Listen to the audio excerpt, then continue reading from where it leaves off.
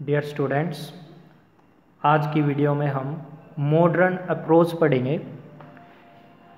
Modern approach से भी आप जर्नल एंट्री बना सकते हो और जो मैंने आपको बताए थे बेसिक रूल्स, जिनको हम गोल्डन रूल्स भी बोलते हैं, उनसे भी हम जर्नल एंट्रीज बना सकते हैं।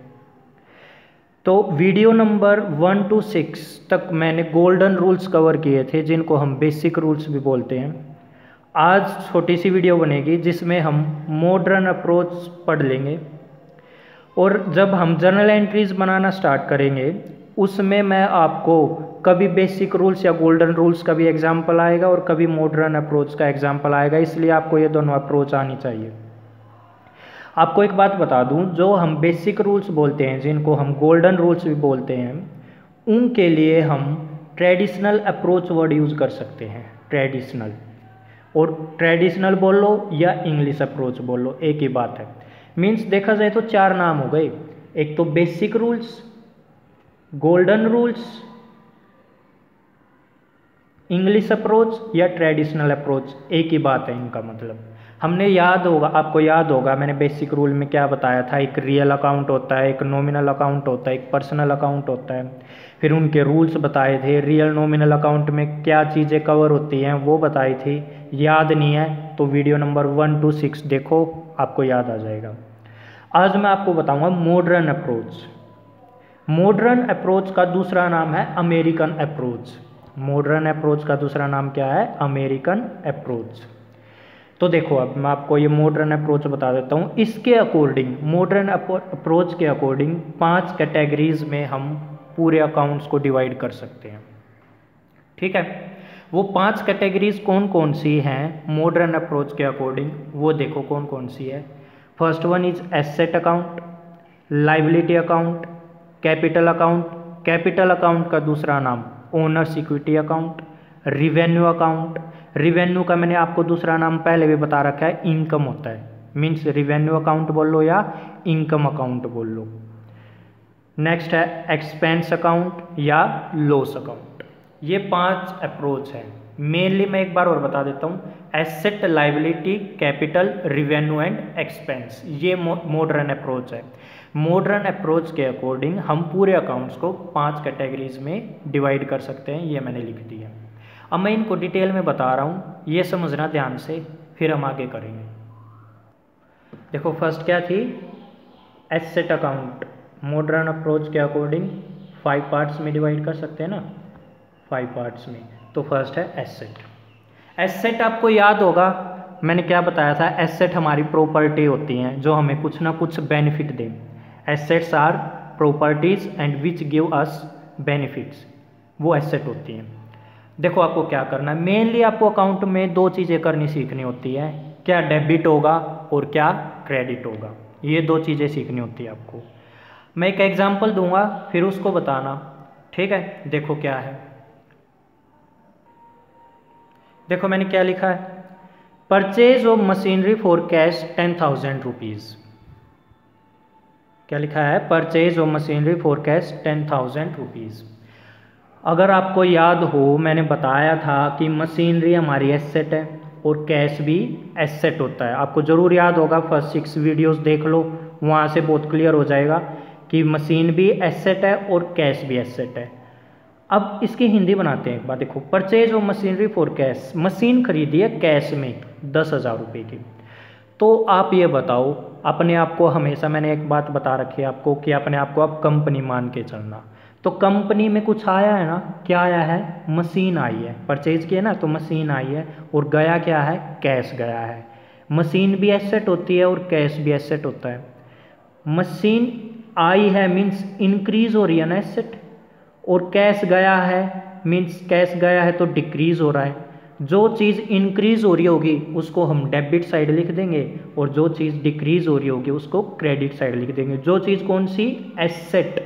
एसेट अगर इंक्रीज हो रही है उसको डेबिट, और अगर एसेट डिक्रीज हो रही है उसको क्रेडिट। जब मैं अकाउंट बनाना सिखाऊंगा आपको बताऊंगा 2 साइड होती हैं, एक डेबिट और एक क्रेडिट। तो डेबिट साइड वो चीज़ लिख देंगे जो इंक्रीज हो रही है, और जो डिक्रीज हो रही है उसको क्रेडिट में लिख देंगे इन केस ऑफ एसेट। एक और एग्जांपल देता हूँ।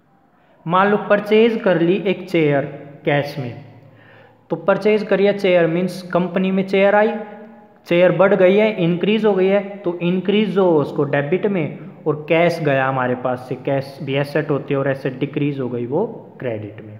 ठीक है, ये एसेट अकाउंट बोलता है। ये क्या बोलता है, अगर एसेट इंक्रीज हो रही है उसको डेबिट में लिख लो, और अगर एसेट डिक्रीज हो रही है तो उसको क्रेडिट में लिख लो। ये फर्स्ट रूल बोलता है।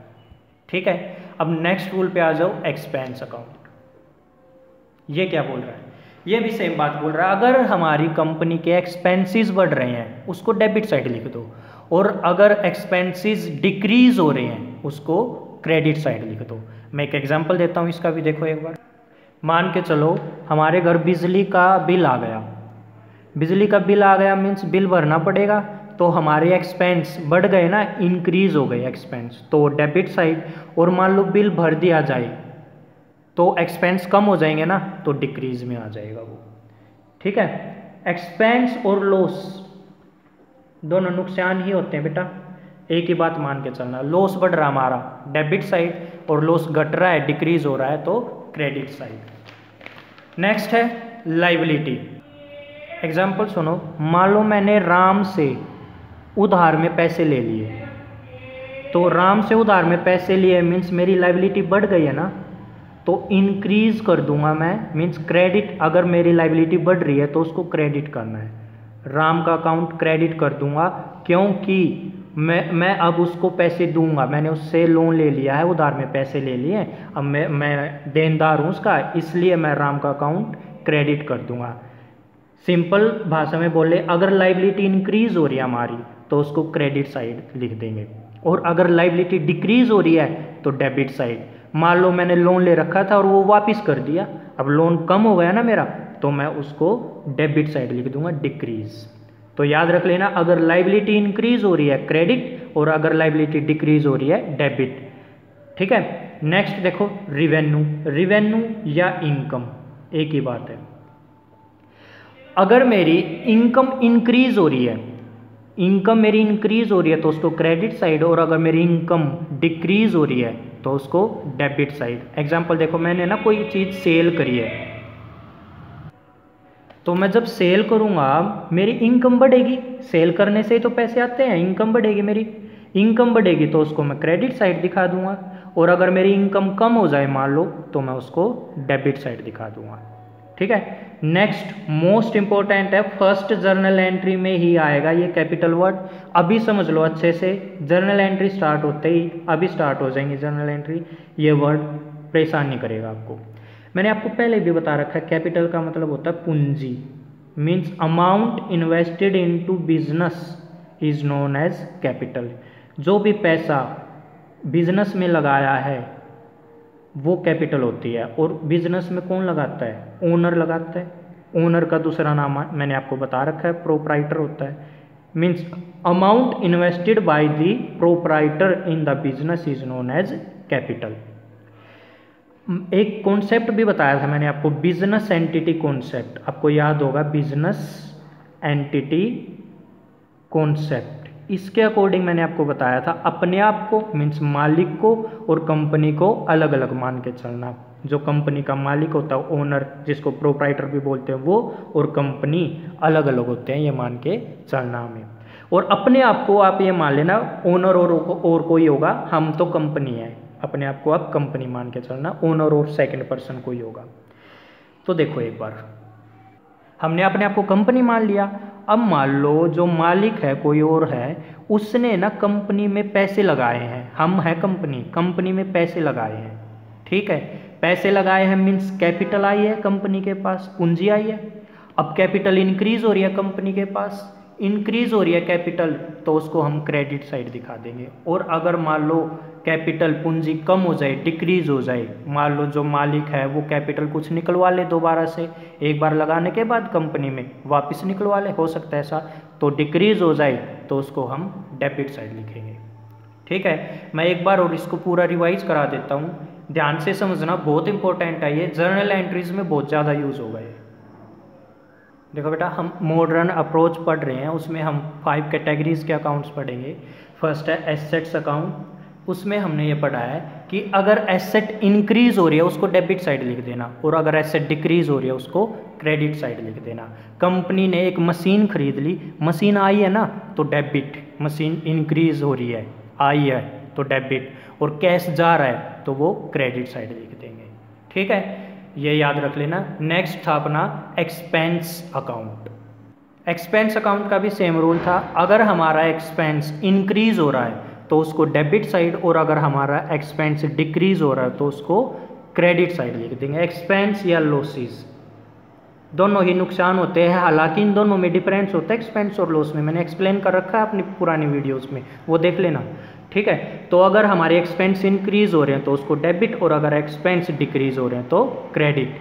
मैं एक बात और बता दूं, एसेट का बैलेंस डेबिट होता है, मैं ये बात बोलूँगा बार बार, एसेट का बैलेंस डेबिट होता है। इट मीन्स अगर एसेट बढ़ती है ना, इंक्रीज होती है ना, तो उसको डेबिट करते हैं।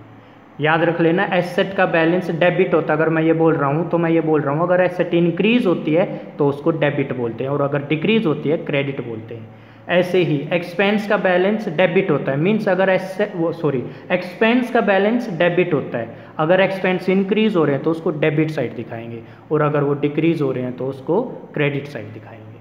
ठीक है, नेक्स्ट आ जाओ। देखो नेक्स्ट है लाइबिलिटीज़। लाइबिलिटीज़ वैसे देखने से भी पता लग रहा है एसेट का तो उल्टा ही होगा, लाइबिलिटीज़ एसेट का उल्टा है। एसेट तो हमारी, एसेट मीन्स प्रॉपर्टी होती है अपनी, लाइबिलिटीज़ हमारी जिम्मेदारी होती है। अब एसेट का बैलेंस डेबिट होता है, अगर एसेट इंक्रीज होती है डेबिट करते हैं, तो लाइबिलिटी इंक्रीज होगी तो क्या करेंगे क्रेडिट। याद रख लेना, लाइबिलिटीज़ इंक्रीज होती है क्रेडिट, और अगर लाइबिलिटीज़ डिक्रीज हो जाए तो डेबिट।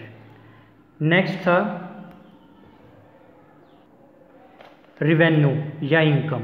अगर हमारी इनकम बढ़ रही है मीन्स रिवेन्यू बढ़ रही है तो उसको क्रेडिट साइड लिखेंगे, और अगर ये डिक्रीज हो रही है तो इसको डेबिट साइड लिखेंगे। ठीक है, लास्ट है कैपिटल। कैपिटल मीन्स पूंजी। कौन लगाता है? मालिक लगाता है, कंपनी में लगाता है। हम अपने आप को कंपनी मानते हैं और मालिक कोई और दूसरा होगा ये मान के चलते हैं। ठीक है, और एक कॉन्सेप्ट बताया था बिजनेस एंटिटी कॉन्सेप्ट, उसके अकॉर्डिंग कंपनी और उसका मालिक अलग अलग है ये मान के चलना है। अलग अलग होने का मतलब क्या है? अगर मालिक ने कंपनी में कैपिटल लगाई ना, पैसा लगाया ना, बदले में वो उससे प्रॉफिट मांगेगा, कंपनी से प्रॉफिट मांगेगा। मालिक ये बोलेगा कंपनी तू और मैं अलग हैं, अब मेरे को तू पैसे दे क्योंकि मैंने पूंजी लगाई है, कैपिटल लगाया है बिजनेस में। इसका भी रूल मैंने बताया था, अगर इंक्रीज हो रही है क्रेडिट और अगर डिक्रीज हो रही है डेबिट। तो आप एक बात नोटिस करो, liabilities, revenue, capital same rule, asset expense same rule. ये 5 कैटेगरीज हो गई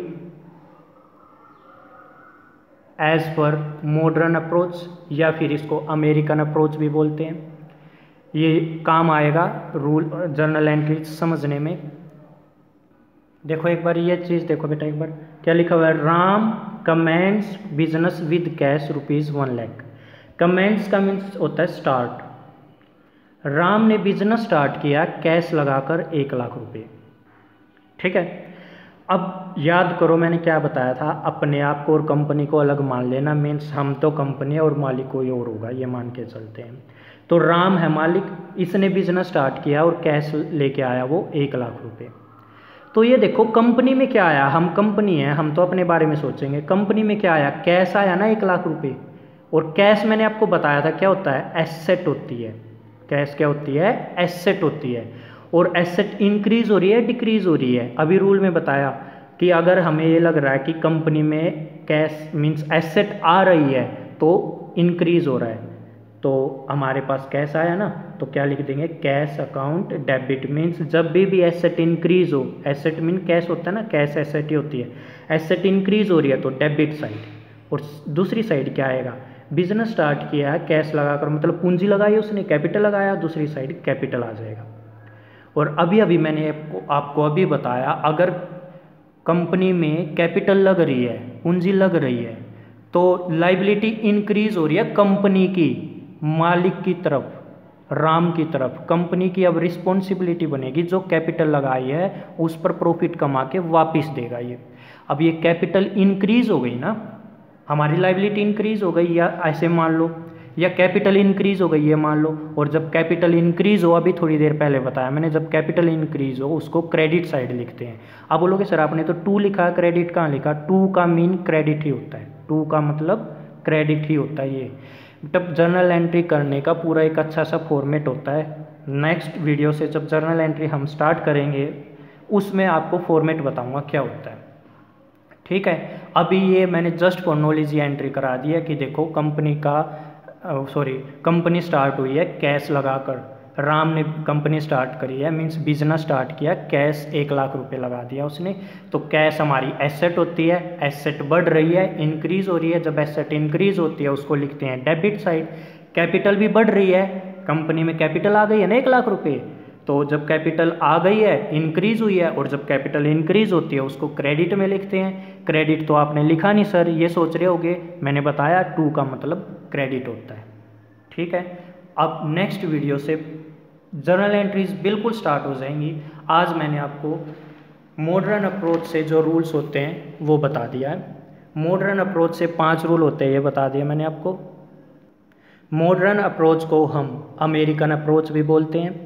जो मैंने आपको पहले रूल बता रखे वीडियो नंबर 1 to 6 में, उनको बेसिक रूल्स या गोल्डन रूल्स बोलते हैं। इन्हीं का एक और नाम है गोल्डन रूल्स और बेसिक रूल्स का, इंग्लिश अप्रोच या ट्रेडिशनल अप्रोच ऐसे भी बोल सकते हैं। मॉडर्न अप्रोच के अकॉर्डिंग 5 कैटेगरीज में डिवाइड किया, asset, liability, capital, revenue and expense. अगर एसेट इंक्रीज हो रही है डेबिट साइड लिखते हैं, डिक्रीज हो रही है क्रेडिट साइड लिखते हैं। मीन्स एसेट का बैलेंस डेबिट होता है, एसेट का बैलेंस डेबिट होने का मतलब अगर एसेट बढ़ रही है तो डेबिट साइड। लाइबिलिटी का बैलेंस क्रेडिट होता है, मीन्स अगर लाइबिलिटी बढ़ रही है, इंक्रीज हो रही है तो क्रेडिट साइड, डिक्रीज हो रही है तो डेबिट साइड। कैपिटल भी अगर इंक्रीज हो रही है क्रेडिट साइड, डिक्रीज हो रही है डेबिट साइड। रिवेन्यू इंक्रीज हो रही है तो क्रेडिट साइड, अदरवाइज अगर डिक्रीज हो रही है तो डेबिट साइड। एक्सपेंस और एसेट एक जैसे होते हैं, मीन्स अगर एसेट बढ़ रहे हैं तो हमारे डेबिट साइड, और अगर कम हो रहे हैं तो वो क्रेडिट साइड। ये मैंने आपको बातें बताई यहाँ से, ये कर लेना। नेक्स्ट वीडियो से हम बिल्कुल जर्नल एंट्री स्टार्ट कर देंगे, ठीक है। थैंक यू बेटा।